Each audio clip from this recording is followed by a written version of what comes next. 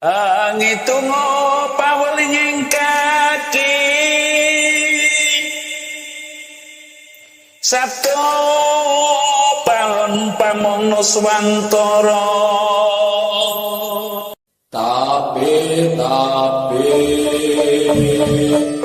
ulo salam yo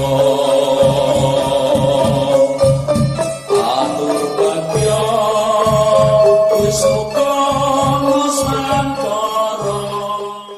Om wilahing jati nukuni ajat-ajati leluhur Nusantara tapi uluk salam mulia. Masyarakat sekarang itu yang saya ketahui 80% atau setidaknya 70% itu adalah rasa mengeluh. Lah, mengapa mengeluh? Mungkin bagi yang sedang ada, ya ayo kita kerja, nanti kamu tidak hanya mengeluh, begitu. Namun kerjanya di mana, lalu yang menuntun membukakan jalan itu siapa, dan lalu alat atau modalnya, sarananya itu dari siapa, yang dikarenakan masyarakat bawah dari zaman dahulu kala ini adalah seolah-olah dicetak untuk ya begitu-begitu saja, karena rata-rata manusia adalah maunya tinggi, tidak mau rendah. Maunya itu pinter, tidak mau bodoh. Maunya itu kaya, tidak mau melarat atau tidak mau miskin, kalau kata orang sekarang.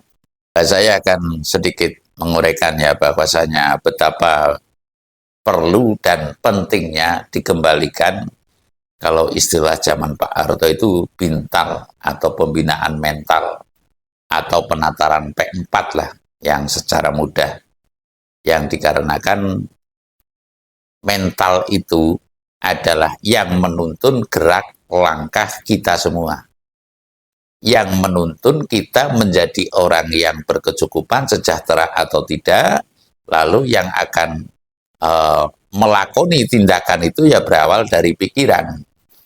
Lah, lalu pikiran itu tentunya secara lahirnya, kalau secara fundamentalnya harus punya prinsip lah. Mentalitas yang saya maksud adalah prinsip atau idealisme. Lalu yang diseimbangkan dengan nalar, naluri, dan nurani. Artinya pemikiran ini yang nalar gitu loh. Lalu nurani kita, hati kita. Lalu nalar, naluri, dan nurani. Naluri kita adalah sebagai negara yang agraris, semestinya nalurinya itu seperti apa? Ya kita itu mau tidak mau ya bertani, tidak usah orang Jawa, orang Indonesia ini kepengen jadi orang Amerika atau kepengen jadi orang Saudi Arabia. Nah sekarang kasus nyatanya sekarang wong Jawa ilang Jawane mempelajari ajaran dari Saudi Arabia. Ini sudah bukan rahasia lagi ya. Lalu orang Indonesia ini sudah tidak melestarikan ajaran-ajaran Indonesianya, lalu mengikuti jejak Amerika Serikat umpamanya. Contoh, sekelas pejabat saja mari kita kerja gitu. Jadi nggak ada istilah, kalau leluhur kita kan gotong royong. Artinya kalau gotong royong ini ya tumandang karyo bebarengan. Lah bekerja sama atau bahu-membahu ya gotong royong lah. Mana yang ada, mana yang kurang ada, lalu apakah kalau orang disfabel apa-apa itu orang yang cacat lah taruhlah dengan kata kasarnya, tunanetra, yang lainnya, tunawicara, apakah ia akan tetap dipaksa atau disuruh untuk bekerja? Lah semestinya ada disposisi yang tersendiri untuk kaum yang difabel inilah, intinya seperti itu. Jadi saya akan merana bahwa sekarang kelihatannya mengeluh ini kan merupakan pantangan. Lah pantangan ini mau tidak mau dalam gerentesnya hati atau pantelang saning batin ini akan sumuk kekayangan suduk mudal-udal, kalau istilah wayang ini. Tentunya akan terdengar oleh alam, lalu akan terdengar oleh Tuhan, dan lalu ke depannya tentunya akan ada sebuah peristiwa, karena suara manusia banyak, atau suara manusia ini, bangsa dan rakyat, ini adalah suara Tuhan.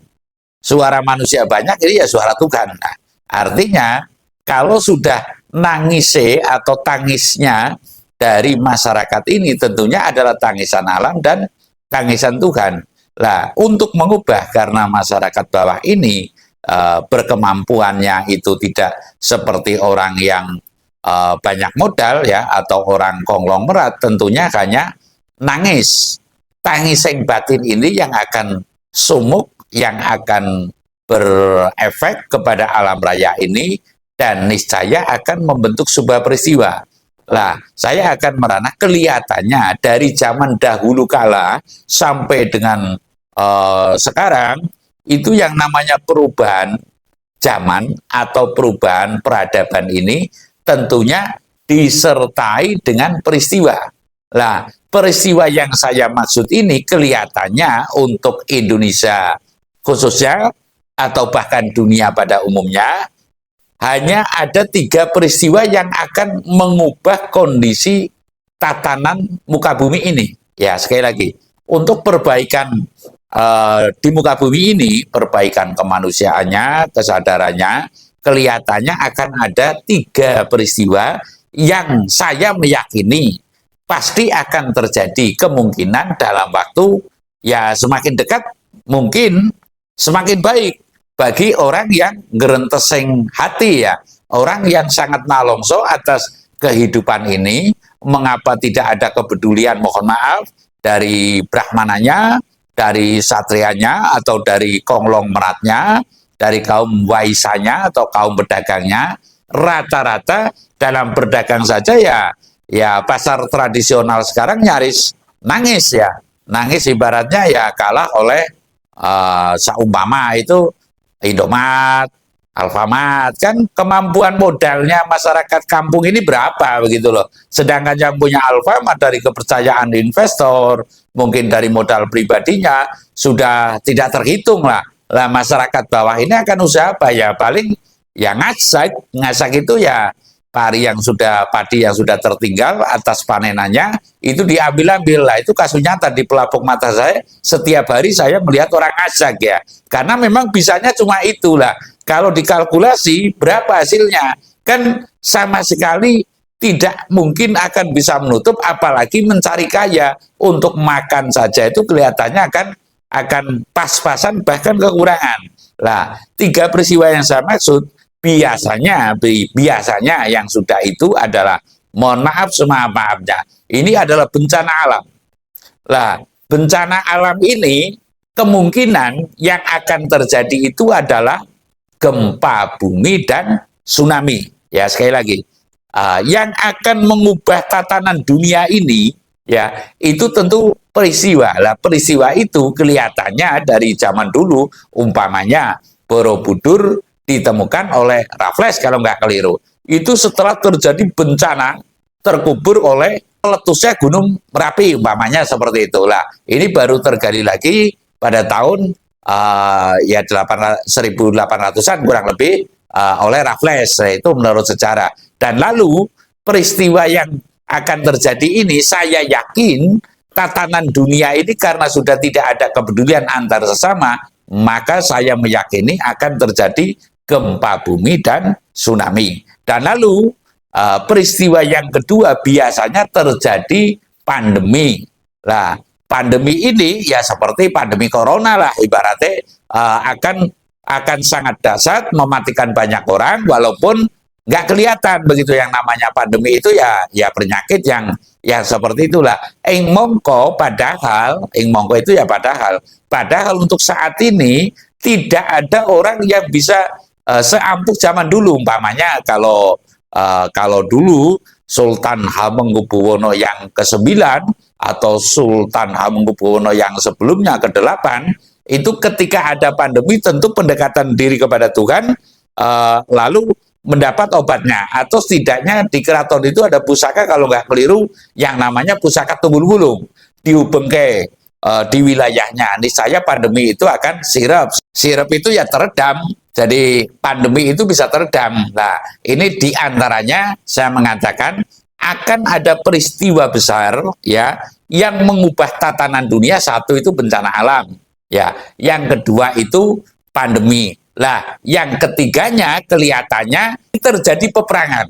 Bisa jadi itu adalah perang saudara, bisa jadi itu adalah perang dunia. Lah, ketika perang dunia, niscaya tatanan baru akan terwujud. Jadi kali ini 3 peristiwa besar yang akan mengubah tatanan dunia, saya meyakini akan terjadi gempa, tsunami, dan bencana alam yang lain, gunung meletus. Lalu yang kedua kalinya itu pandemi, yang ketiga kalinya adalah perang dunia mungkin, atau perang saudara. Saya rasa demikian, terima kasih.